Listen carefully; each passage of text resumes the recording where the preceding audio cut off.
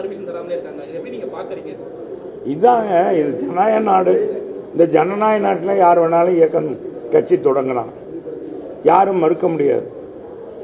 உரிய இடங்களை கேட்டு பந்தோஸ்தான இடங்களை கேட்கும்போது கொடுக்கணும்.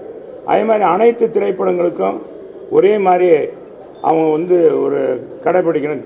காவல்துறை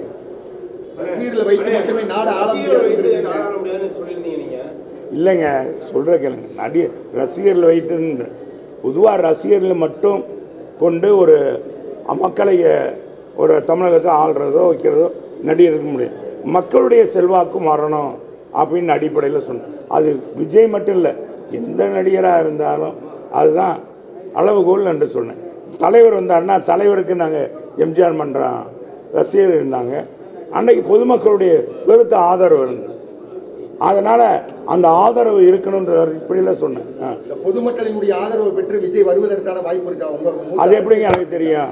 அது எப்படிங்க? காலம்தான் பதில் சொல்லணும். அவர் இப்போ தான் பாவம் கட்சி ஆரம்பித்து மாநாடே நடத்தல. நீங்கள் தான் கேட்குறீங்க. வந்த பிறகு தானே சொல்ல முடியும். இப்போவே இதை நான் ஜோசியமாக சொல்ல முடியும்.